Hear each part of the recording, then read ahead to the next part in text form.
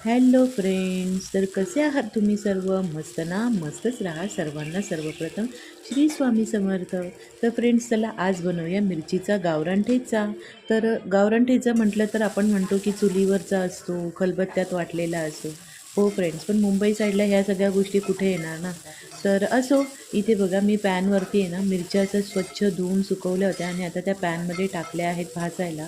आता ह्याच्यावरती आहे ना मी थोडं थोडं करून तेल सोडणार आहे. जास्त तेल टाकलं ना तर त्या खूप जास्त ऑइली होतात.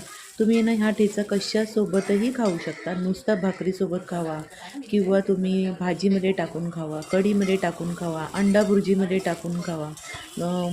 ठेचा चिकनचं रेसिपी बनवून नॉनव्हेजमध्ये तुम्ही टाकून बघून खावा. नक्कीच तुम्हाला आवडेल फ्रेंड्स. तर असं आहे एकंदरीत. तर हे ना कसं आठवड्याभरासाठी एवढ्या मिरच्या बस होतात. थोडाफार तर उरतो, पण एवढ्या मिरच्या बस होतात. तर इथे ना मी थोडं तेल टाकून थोडं तेल टाकून मिरच्या छान भाजून घेणार आहे. तर इथे तुम्ही पाहू शकता थोडं तेल टाकायचा व्हिडिओ थोडासा स्किप झाला फ्रेंड, समजून घ्या. तर इथे बघा छान अशा किती मस्त आणि रसरशीत भाजल्या गेल्या आहेत. तर तुम्हाला ना ह्या मिरच्या एकदम चांगल्या, मी ना जास्त तिखटाच्या नाही घेतलेल्या आहेत. कमी तिखटाच्या मिरच्या आणि जास्त तिखटाच्या अशा दोन्ही मिक्स घेतलेल्या आहेत आणि त्या फ्राय केल्यात. आता मी इथे ना लसूण टाकलेला आहे. तर लसूणसुद्धा आहे ना, एक लसणाला छान असा कलर येईपर्यंत आपल्याला तेलामध्येच भाजून घ्यायचं आहे. तर कसं ना खूप छान याचा टेस्ट लागतो. खरपूस लसूण जर भाजला ना तर त्याची एक चव वेगळीच असते बघा. आणि ठेचा टिकायलासुद्धा आहे ना चांगला टिकतो.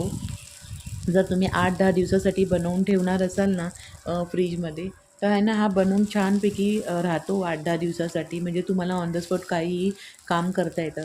आता सगळं कसं, ह्या सगळ्या गोष्टी आपल्याला आठवड्याभराच्या मॅनेज करायच्या असतात. त्याच्यामुळे आपण ह्या सगळ्या गोष्टी करतो. तर इथे ना मी कोथिंबीरसुद्धा टाकलेली आहे.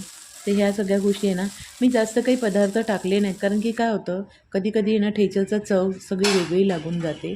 आणि इथे बघा आता मी जिरेसुद्धा टाकलेले आहेत. खरा अस्सल ठेचा म्हटलं ना तर ह्या सगळ्या गोष्टी येतात. लसूण, कोथिंबीर, हिरवी मिरची, त्याच्यानंतर जिरे, असं एकंदरीत ह्या सगळ्या गोष्टी येतात. तर इथे आहे ना मी हे सगळं भाजून घेणार आहे. जिरे सगळ्यात शेवटी टाकले, कारण की कसं जिरे लवकर जळतात त्याच्यामुळे. तर त्यांनाही थोडंसं आपल्याला भाजून शेकून घ्यायचं आहे. आणि बघा किती छान अशा मस्त मिरच्या भाजल्यात. आता मी गॅस बंद केला आहे. तर चला, माझ्याकडे खलबत्ता नाही आहे म्हणून मी मिक्सरमध्येच ओबडधोबड वाटून घेणार आहे. तर इथे ना मी चवीपुरतं मीठ टाकलं आहे मिक्सरमध्ये. आणि इथे तुम्ही पाहू शकतात आपण मिक्सरला छान फिरवून घेतलं आणि बघा मिरचीचा ठेचा किती छान आणि सुंदर झाला आहे ना. तर तुम्हाला हे कसं वाटलं मला नक्की सांगा. बघा किती मस्त आणि दरदरीत वाटला गेला आहे ना ठेचा फ्रेंड्स. तर असा ठेचा आहे ना तुम्ही करून बघा. चला मग भेटूया पुढच्या व्हिडिओमध्ये. तोपर्यंत बाय बाय.